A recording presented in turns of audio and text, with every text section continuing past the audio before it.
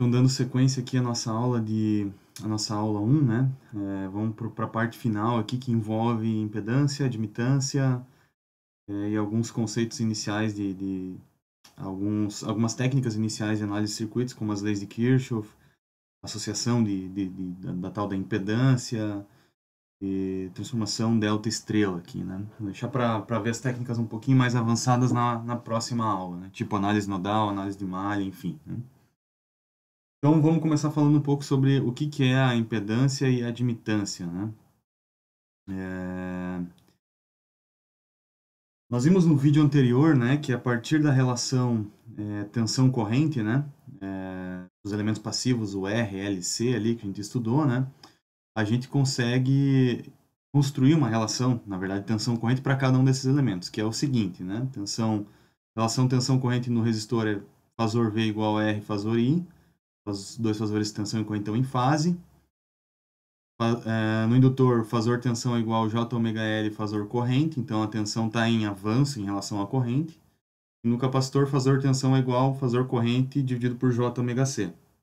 Então, aqui o fasor tensão está em atraso em relação à corrente. Então, dadas essas três relações aqui, a gente pode montar aqui o que seria uma relação tensão-corrente, que é isso que a gente vai fazer para definir a impedância, né? Da seguinte forma.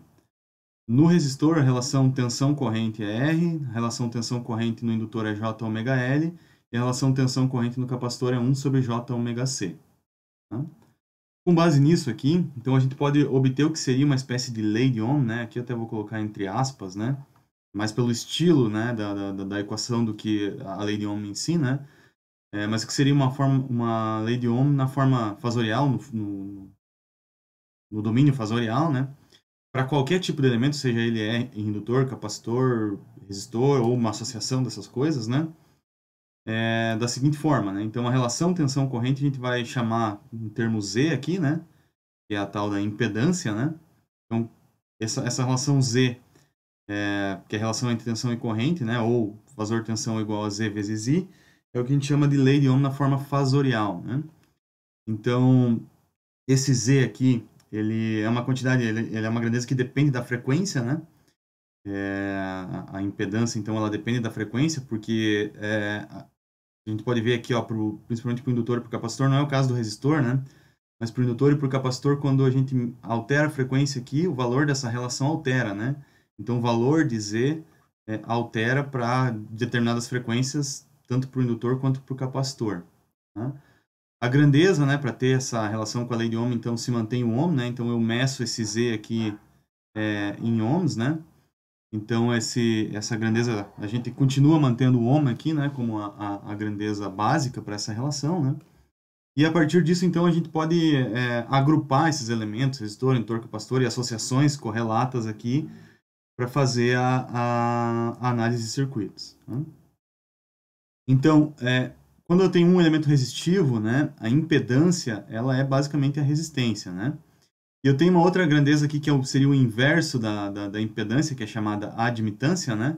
Na verdade, seria o inverso da relação, ao invés de ser V sobre I, que é a impedância, eu tenho I sobre V, que é a admitância, que eu uso esse Y aqui, né?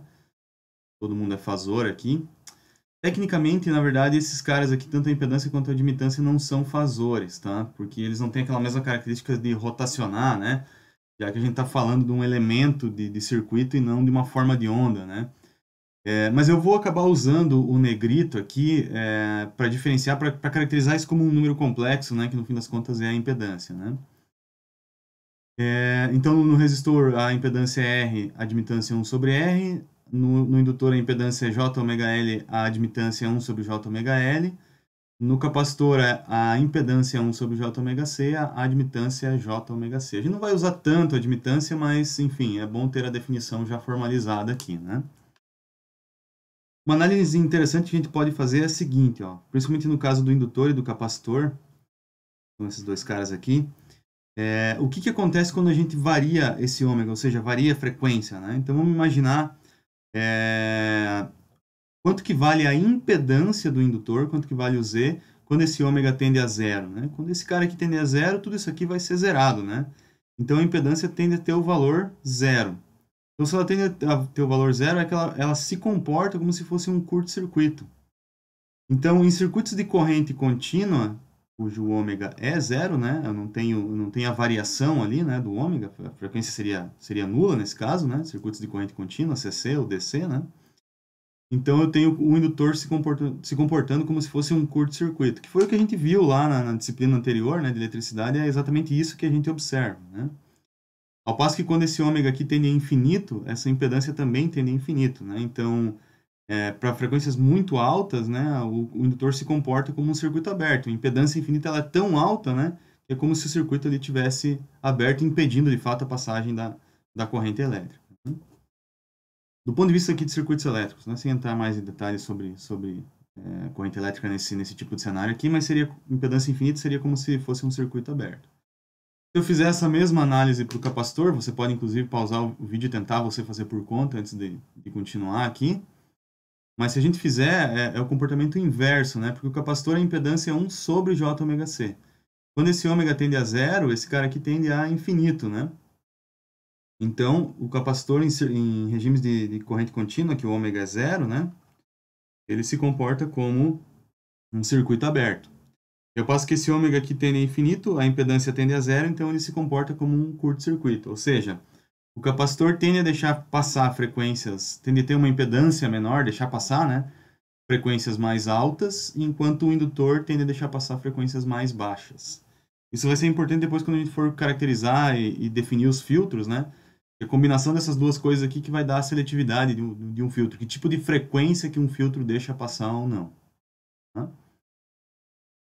Bom, como eu comentei, a impedância ou a admitância, no caso aqui eu vou me concentrar mais na impedância, né? Ela pode ser representada então na forma, ela é uma quantidade complexa, né? Então ela pode também ser representada na forma retangular, né? Então essa aqui seria a representação retangular em coordenadas retangulares da impedância desse número complexo, né? Onde a parte real é a resistência, né? A parte que não depende de J aí, né? Não tem relação com o J. Então esse é o nome que se dá à parte real da impedância, né? E a parte imaginária, né, da impedância, ela tem o nome de reatância, né? Tudo que multiplica o J, que é esse X aqui, né, é chamada de reatância. E essa reatância, então, ela pode ser tanto positiva quanto negativa. Se for mais J aqui, é uma reatância indutiva, e se for negativa, é uma reatância capacitiva. Por quê? Né? Se a gente for olhar, no caso do capacitor, né, o indutor, eu tenho que o X do indutor, né, o XL aqui, ele é JωL, né? E o XC do capacitor é 1 sobre JωC. Esse J no denominador aqui, se eu multiplicar por menos J em cima e embaixo, para tirar ele, né? Isso aqui vai ficar menos J sobre ωc. Que força com que esse sinal do XC aqui seja sempre negativo, né? Então, se eu tiver uma quantidade R mais JX, eu tenho uma reatância que é indutiva. E pelo fato de ter o indutor, a corrente então vai estar atrasada em relação à tensão. E quando eu tenho R menos JX, eu tenho uma reatância capacitiva, tenho uma parte resistiva e uma parte reativa que é capacitiva, né? E nesse caso aqui, por ter o capacitor, a corrente então vai estar adiantada em relação à tensão. Se eu tiver só a parte reativa, né? Se o R for zero, no caso indutivo, a corrente vai estar em atraso em 90 graus e no caso capacitivo, a corrente vai estar em avanço de 90 graus. Se eu tenho uma parte resistiva, ainda assim a corrente vai estar em atraso no caso do indutor e vai estar em avanço no caso do capacitor, mas não vai ser mais exatamente 90 graus. É um valor diferente, então, de 90. Né? A gente vai analisar mais isso, vocês vão observar nos circuitos práticos, esse tipo de observação. Mas é importante ter isso em mente desde já.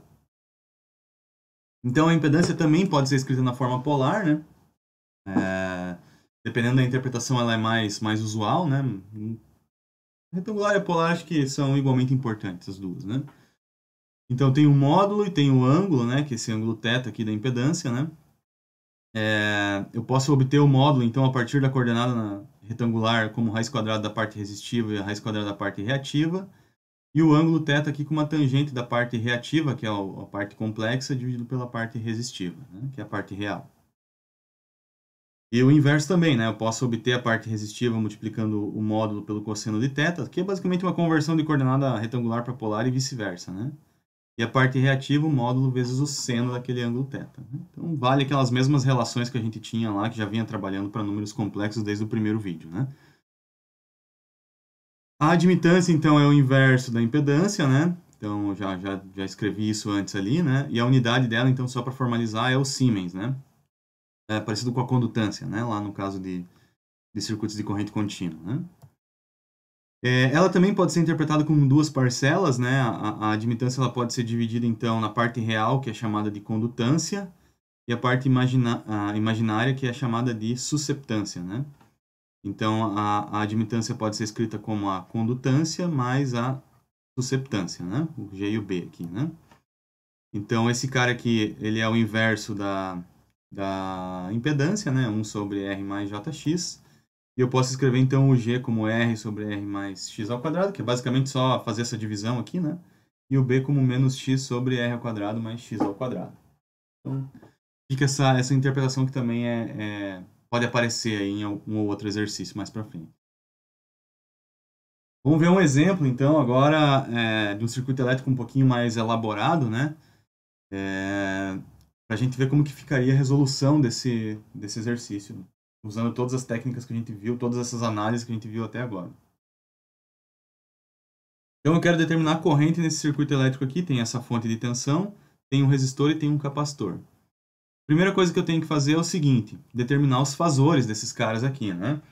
E as resistências e reatância, no caso, capacitiva do capacitor, né? Uma correção, quero essa corrente e essa tensão aqui, tá? Bom, então o fasor tensão aqui, ele já está em cosseno, né? Então ele é 10 com ângulo de zero. O detalhe é o seguinte, ó, o ômega é 4 radianos por segundo, né? Então o ômega está aqui, tá? Bom, então quanto que vale a impedância, né? A impedância desse circuito aqui, ó. A impedância desse circuito, eu posso escrever então a parte resistiva mais a parte reativa que está aqui, né? Eu posso escrever esse cara como impedância, já que eu tenho só um resistor e um capacitor, né? Eu posso escrever como R mais... Opa! Deixa eu corrigir isso aqui. Vou para baixo aqui. É R menos 1 sobre J ômega C. Né? Que é o XC. Esse cara aqui é o... Opa, é mais mesmo, perdão. É a parcela reativa capacitiva, né? E isso aqui, por sua vez, então pode ser R menos J ômega C. Também posso escrever assim, né? Então eu tenho que o ômega ali, eu tenho que o ômega é 4, né? Então eu tenho um ômega de 4 radianos por segundo. Capacitância 0,1 farad, então eu posso aplicar essa equaçãozinha que está aqui, né? Ó, R mais XC, né? Reatância capacitiva aqui, né? Ômega é 4, capacitor é 0,1, então eu tenho 5 mais 1 sobre J vezes 0,4, né? Se eu fizer essa divisão, então fica 5 menos J2,5, né? Então, 4 sobre 10, para cima vai ficar 10 sobre 4, fica 2,5 e o menos vem daqui, né? Da divisão do J ali, né? Então, eu tenho que a minha impedância ela é 5 menos J.2,5 e a unidade da impedância é ohms, né? Tendo a impedância e tendo VS, eu posso aplicar então a lei de Ohm na forma fasorial, né? E calcular qual que é essa corrente do circuito aqui. Então, o fasor corrente vai ser a tensão da fonte dividido pela impedância. 10 com ângulo de zero dividido por 5 menos J2,5. Para fazer essa divisão aqui, eu fiz a multiplicação do complexo conjugado em cima e embaixo, né? Então, eu multipliquei por 5 mais J2,5 em cima e embaixo, né? Então, obtive aqui, no final das contas, uma corrente de 1,6 mais J 0,8, que na forma polar é 1,789 com ângulo de 26,57. Tá? Então, eu tenho aqui o que seria o valor da corrente, né? Para esse caso aí, a corrente no circuito na forma fasorial, né? Vamos analisar uma coisa que eu acho que é importante aqui, que seria o diagrama fasorial da fonte de tensão, VS, e a corrente. Tá? Então, a tensão, ela tem o VS aqui, que é 10 com ângulo de zero, né? Então, está aqui a tensão da fonte. E eu tenho uma corrente aqui que que é essa corrente I, né? Com um ângulo de 26,57 aqui, né? 26,57 graus, né? em avanço em relação à tensão, certo? Ou seja, eu tenho uma tensão em 0 e outra corrente em 26,57. A corrente está em avanço. Se tivesse só o capacitor aqui, o diagrama fasorial deveria ser isso daqui, né? O I aqui e o VS aqui. 90 graus em avanço. Como eu tenho a parcela resistiva, no fim das contas ele não fica exatamente em 90 graus, mas ainda assim a corrente está em avanço. Então, o fato da corrente estar em avanço é um indicativo que esse circuito tem um comportamento capacitivo, ou seja, tem um capacitor nele, né?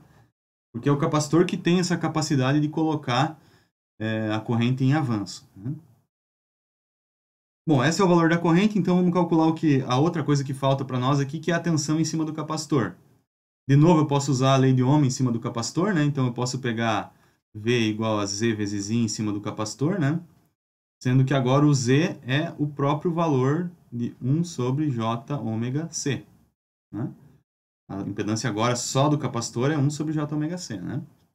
Então, fazendo isso daqui, né, eu vou na verdade, dividir então o fasor corrente pelo J ômega C. Então, a corrente que eu encontrei, dividido por J ômega C, vai dar 1,78, que é o valor da corrente já, 0,4 com ângulo de 90, o resultado final é 4,47 com ângulo de menos 63,43. Então, esse é o valor da tensão em cima do capacitor, né? Outra análise que a gente pode fazer aqui, ó, lembre sempre de conferir todas essas contas, tá? Eu estou fazendo rápido aqui, mas você vai no teu tempo aí, vai com calma conferindo tudo isso daí para ver se você está de acordo e se não tem nenhuma dúvida.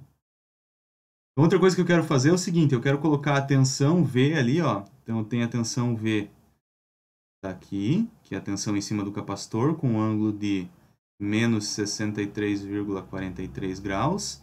E tem a corrente ali que está com um ângulo de 26,57 graus. Essa é a corrente, né?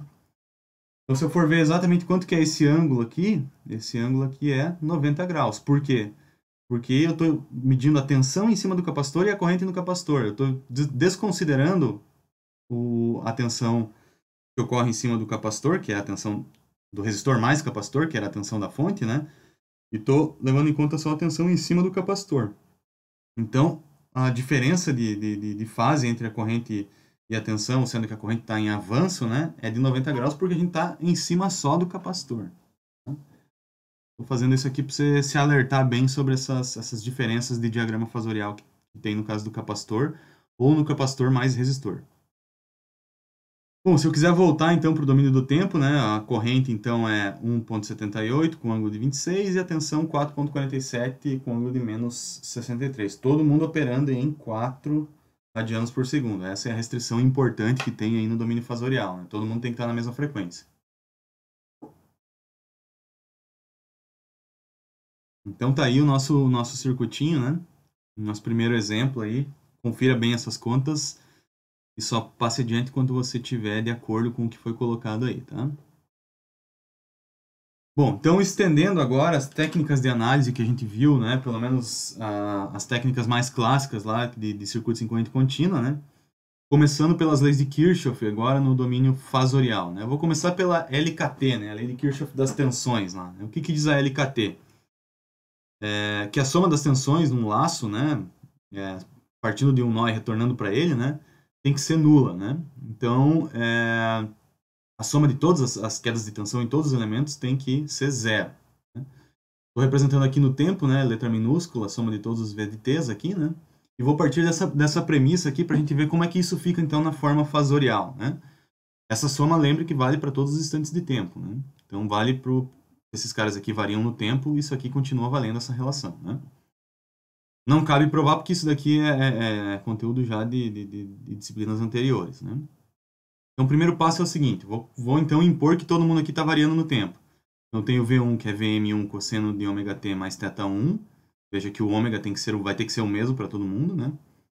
Vm2 cosseno de ômega t mais θ2. Então, estou dando um valor de pico e uma fase para cada uma das N tensões que eu estou somando ali, né? Toda essa soma aqui tem que ser zero. Aí vou usar o lance da identidade de Euler, de reescrever, por exemplo, tudo isso daqui, né? Como sendo a parte real de Vm, N, J, θ 1 E na J ômega T. Lembrem daquela relação de Euler lá, né? Então, o operador real é a mesma coisa que isso daqui, né? E vou escrever assim para todos os casos aqui até a soma ser zero, né? Então, veja que eu já estou meio que preparando para reescrever isso aqui na forma fasorial. Até aqui foi só álgebra, né? Só uma forma diferente de reescrever essas equações. Para compactar, então, a notação, eu vou deixar o E na J ômega T, que é comum aqui, né? Em evidência e reescrever esses caras aqui. Vou compactar um pouco mais, né? Que é pegar e definir um fasor V de K, que vai ser Vm de K, né? Então, eu tenho um valor de pico e um valor θ de K para cada um desses caras aqui. E aí eu posso escrever essa equação de maneira um pouco mais simples, né? Uma notação um pouco mais compacta, que é a soma fasorial E na J ômega T igual a zero. Para que isso daqui seja zero, né? Para que esse operador aqui seja nulo, né? Então, ou esse cara aqui é zero, que vai zerar tudo e naturalmente vai zerar o operador real ali, que vai ser zero, né? Ou esse cara aqui é zero. Aí a pergunta é, esse cara aqui pode ser zero para qualquer valor de ômega e t aqui, né? Então, se a gente for analisar, na verdade, a gente vai chegar à conclusão que para frequências positivas, né, que são as frequências que a gente pode trabalhar, né? Então, não vai ter nenhum caso que o E na J ômega T vai ser zero. Ele sempre vai ser diferente de zero. Isso significa, então, que, na verdade, isso aqui tem que ser zero, né? Então, se isso daqui tem que ser zero, veja o que eu acabei de fazer. Acabei de escrever a lei de Kirchhoff das tensões na forma fasorial. Então, a soma das tensões na forma fasorial também tem que ser zero. Né? Poderia fazer esse mesmo esquema, vou deixar para você dar uma olhada no livro para ver essa dedução aqui, né? Mas também posso deduzir a lei de Kirchhoff das correntes, a LKC, né? Então, a soma das correntes entrando num nó tem que ser igual à soma das correntes que está saindo daquele nó, né?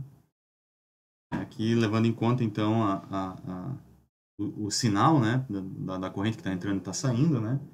Também posso escrever a lei de Kirchhoff das correntes. Então, assim, a grosso modo, né? Lei de Kirchhoff das tensões e lei de Kirchhoff das correntes segue a mesma coisa, trocando agora tudo por fasor, né? Fasor tensão e fasor corrente.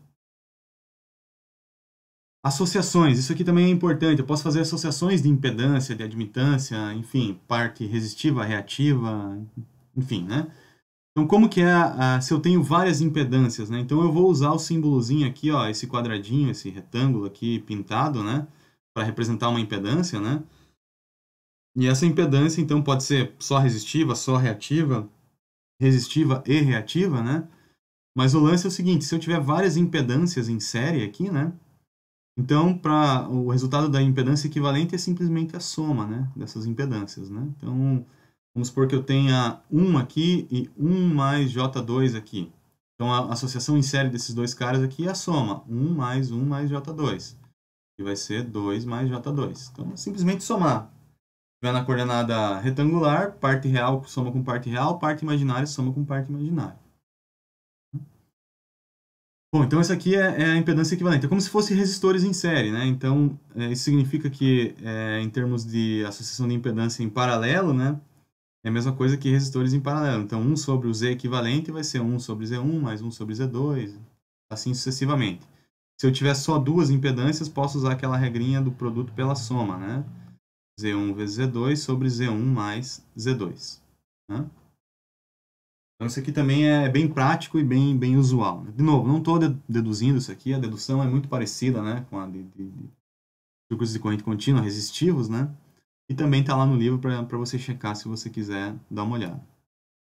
Também posso definir aqui o divisor de tensão e corrente, que a gente trabalhou bastante lá em circuitos de corrente contínua, né? Então, se eu tenho duas impedâncias aqui, né, e uma fonte de tensão, eu posso calcular, por exemplo, diretamente a tensão V1 e V2 por essas relações que estão aqui. Então, V2 vai ser a impedância Z2 dividido pela soma Z1 mais Z2 vezes o V total, que é o V da fonte, né? Que é a tensão que está aqui, né? E o V1 é o Z1 dividido pela soma do Z1 mais Z2 vezes o V. Então, essas relações é importante memorizar, porque isso aqui é muito útil, né? A gente vai acabar trabalhando bastante. E também posso definir o divisor de corrente, né? Tem uma corrente entrando aqui, quanto de corrente que vem para cá e para cá, né? Então, se eu quiser calcular o I1, ele vai ser o Z2 dividido por Z1 mais Z2, vezes a corrente total que está entrando naquele nó, né? Então, a corrente que está entrando aqui é I, saindo I1 e I2, né? E o I2 vai ser Z1 dividido por Z1 mais Z2 vezes o I. Então, essas duas coisas aqui é muito importante você memorizar, se ainda não memorizou, para poder usar isso aqui bastante e não precisar ficar calculando muita coisa aqui. Acelera um pouco o cálculo, né? Também é possível fazer transformações, né? Delta estrela, enfim, né? Então, vamos supor que eu tenho um circuito em delta, né? Que é formado pelo ZA, ZB e ZC, né? Então, tem o desenho de um delta, 3 nós, A, B e C. Entre A e B tem o ZC. Entre B e C, ZA. Entre A e C, ZB. E posso converter isso num circuito estrela, né? Que tem um ponto em comum que é o chamado neutro, né? Então, do A para o neutro eu tenho Z1. Do B para o neutro eu tenho Z2. E do C para o neutro eu tenho Z3. Às vezes também a gente usa aqui, por exemplo, ZCN, né? ZBN. E às vezes também eu posso chamar esse cara aqui de ZAN. Também posso, em vez de usar ZC, posso usar ZAB. Posso chamar esse cara aqui de ZBC. Ou esse cara aqui de ZAC. São formas de representar, aqui são outros nomes, tá? E aí, se eu tô, por exemplo, em estrela e quero ir pro delta, né? Se eu tenho Z1, Z2, Z3 e quero achar ZA, ZB e ZC, posso usar essas relações que estão aqui, né? Produto dos pares dividido pela Z1, Z2 e Z3. E o inverso também é possível. Se eu tenho ZA, ZB e ZC, se quiser achar Z1, Z2 e Z3, também posso usar essas relações que estão aqui. Então, vamos fazer o seguinte, vamos tentar, dadas essas definições aqui, né? Tentar dar uma olhada para ver como que fica alguns exercícios, né, nesse sentido aqui, tá? Então vamos lá. Vou começar com esse exemplo 8 aqui, que é para calcular a tensão V0 em cima desse indutor aqui, tá? Então quero V0 de T em cima do indutor de 5N, tá? Então vamos lá. Copiei o circuito aqui. O primeiro passo que eu vou fazer é representar então as tensões na forma fasorial e as impedâncias aqui para resolver o circuito no domínio de corrente alternada, usando a representação fasorial. Então é como se fosse converter o circuito para o domínio fasorial. O primeiro passo é sempre esse, converter o circuito para o domínio fasorial. Escrever as impedâncias e escrever as fontes aí como fasores, né? Então o primeiro fasor aqui está fácil, que é a fonte de tensão. VS então é 20 com um ângulo de menos 15, né? Então esse cara aqui vira esse fasor, né? E o ômega é 4. Então esse ômega vai ser usado aqui para o XC e para o XL, né? Reatância capacitiva e reatância indutiva. Então vamos calcular então quanto que é a reatância capacitiva do capacitor de 10 mF. É 1 sobre J ômega C, 1 sobre J4, vezes 10 vezes 10 vezes 10 a menos 3, né? 10 mili, né? Então esse aqui é o valor do reatância capacitiva, né? E da reatância indutiva, isso aqui vai dar J ômega L, que é J4 vezes 5, vai dar J20 ohms. Tá? E vai ser... Eu acabei não colocando o valor em ohms final, mas tudo bem. Vamos colocar então aqui como que ficaria o circuito saindo do domínio do tempo e indo para o domínio fasorial. Resistor não muda, 60 ohms. Fonte de tensão a gente achou ali que é 20 com ângulo de menos 15. O capacitor aqui então só para fechar aqui, é menos J25 ohms, né? Então, o capacitor menos J25, o indutor J20, a reatância indutiva dele, e a tensão aqui que a gente quer calcular, nós vamos calcular agora então no domínio fasorial, que é o V0. Tá? Como que eu posso resolver esse circuito aqui? Ó? A primeira coisa que eu vou fazer é tentar fazer uma associação de impedâncias aqui. Ó. Vou chamar esse cara aqui de Z1, e o resultado do paralelo desses dois caras aqui, ó, fazer essa associação em paralelo aqui, eu vou chamar de Z2. Tá? A gente já praticar aqui como que ficaria a associação em paralelo, então, de um capacitor com um indutor. Então, no domínio fasorial é paralelo de menos J25 com J20. Regrinha lá do paralelo, produto pela soma, então, menos J25 vezes J20 dividido por menos J25 mais J20. Essa continha aqui vai dar J100. Então, eu construí um circuitinho aqui, ó, onde eu tenho o V da fonte, que é 20 com um ângulo de menos 15. Eu tenho Z1, que é 60 ohms. E eu tenho Z2, que é J100. Então eu posso, se eu quero calcular esse V0 aqui, ó, eu posso usar a regra do divisor de tensão e aplicar diretamente essa formulazinha que está aqui, ó. V2 vai ser Z2, para nós é J100, dividido por 60 mais J100, vezes o V total, que é 20 com ângulo de menos 15. Então, o que eu acabei de falar está escrito aqui, ó, Z2 sobre Z1 mais Z2 vezes Vs. Então, vai dar J100 dividido por 60 mais J100, com ângulo de 20 menos 15, que é o ângulo da fonte, né? Então, convertendo isso aqui para polar, né? Fazendo a divisão já em polar, vai dar 0,8575, com ângulo de 30,96. Confira bem essa conta aí, né? 20 com ângulo de menos 15, fazendo o produto, esse aqui é o valor de V0 final. Então, esse aqui é o fasor V0 de tensão em cima do indutor. Se eu quiser, então, no domínio do tempo, só fazer essa conversão rápida aqui, né? 17,15, cosseno de 4, que é a mesma frequência para o circuito inteiro, né? Aqui, ó, desde o início estava fixado, mais 15,96 graus. Né? Mais um exemplo rápido aqui, ó, só para a gente fechar essas técnicas básicas aqui, né? A gente está falando de associação e tal, então eu já quero fazer mais um exemplo um pouquinho mais completo, né? Para depois você poder praticar, que é um exemplo que a gente quer calcular, então, a corrente que está aqui, ó. Para esse exemplo, eu vou tentar fazer o seguinte, ó. A gente vai tentar deixar a fonte ali de 50 com um ângulo de 0 graus, tá? E a gente vai tentar resumir todos esses elementos aqui numa única impedância, ó. Um único Z aqui, ó, quadradinho para impedância, né? Estou chamando de Z equivalente aqui, e a corrente que está aqui, ó.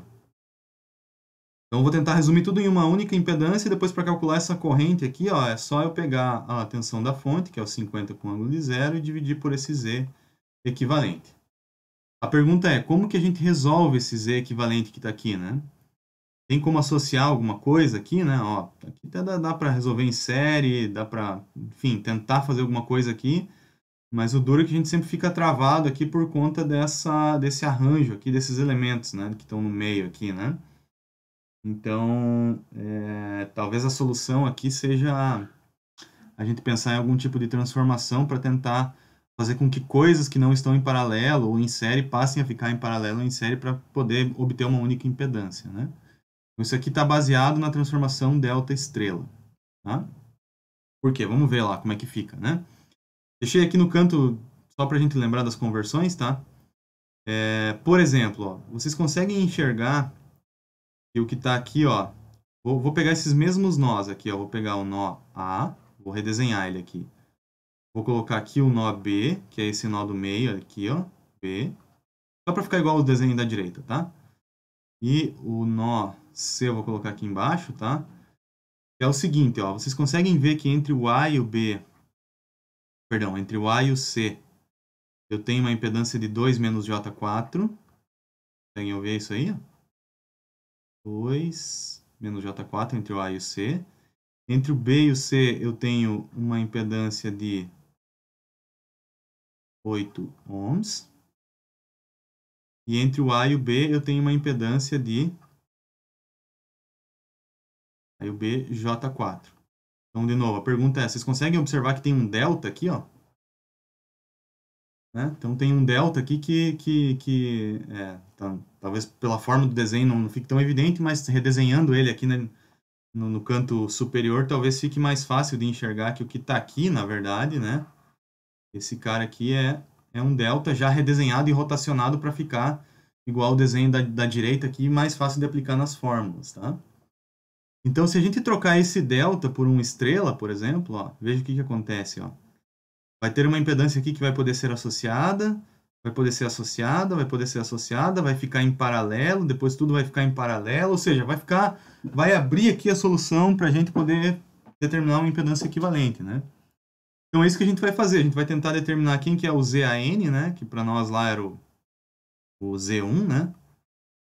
O ZBN, que é o Z2, e o ZCN, que é o Z3, né? Então, só aplicar essa relação aqui, ó, converter esse cara aqui para uma estrela, né? Então, o que eu vou fazer, na verdade, é isso, né? Eu vou pegar esse cara aqui e vou converter para uma estrela que tem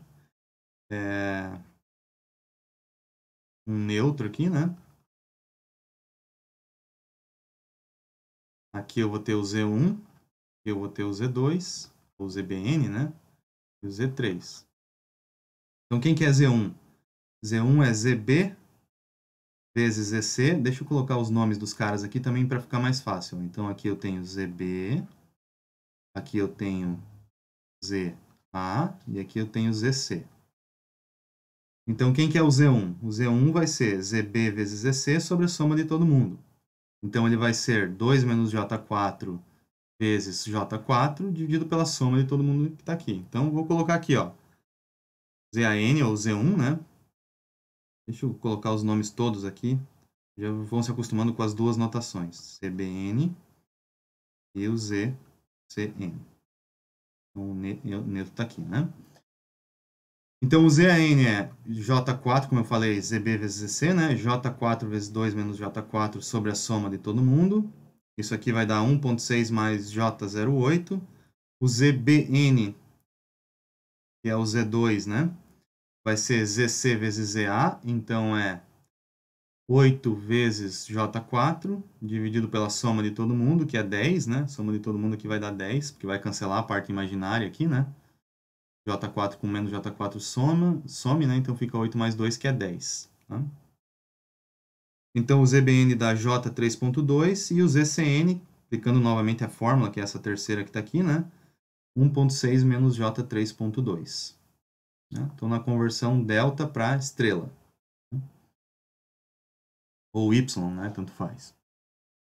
Então agora eu determinei esses três caras aqui, fica mais fácil, né? Aí fica mais tranquilo para desenrolar. Ó lá, tem o ZAN, ZBN e ZCN calculados, né? Então quanto que vai ser essa impedância equivalente total aqui? Ela vai ser o resultado, a primeira parte, ela vai ser o resultado do paralelo entre o série de ZBN e menos J3, ou seja, ZBN menos J3, que é essa impedância total aqui, em paralelo com essa impedância total que está aqui, que é o ZCN mais J6 mais 8. Então, eu tenho o resultado paralelo desse cara aqui. O resultado do série desse cara aqui em paralelo com isso daqui. Quando eu resolver essa parte aqui, ó, vou desenhar aqui que fica mais fácil. Quando eu resolver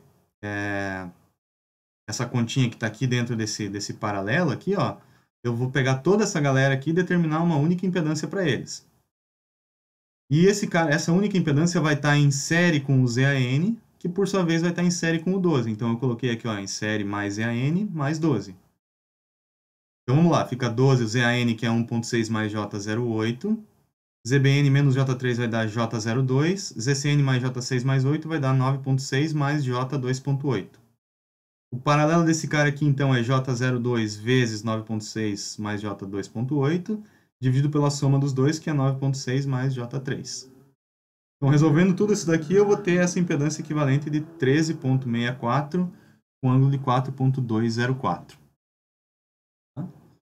Então, é basicamente essa continha aqui que você vai ter que fazer para obter a impedância equivalente. Confirme, né? Cheque se está de acordo.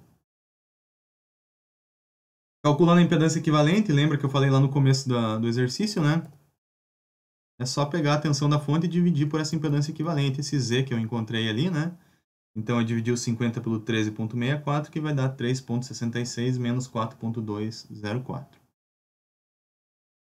Então, o único detalhe que é mais chato é fazer a conversão do delta para estrela, que abre tudo aqui, né? E depois você observar que tudo aqui fica em série, aqui fica em série, fica tudo em paralelo, que daí determina essa impedância equivalente total, né? E aí, com isso, você meio que já mata o exercício, né? Bom, aqui algumas referências só da aula, né? Principalmente do livro do Sadico ali, do Alexander, né? É o livro que está na biblioteca. Acho que não cabe a gente ficar detalhando muito mais que isso aqui. Acho que vou encerrar a aula 1 por aqui, tá?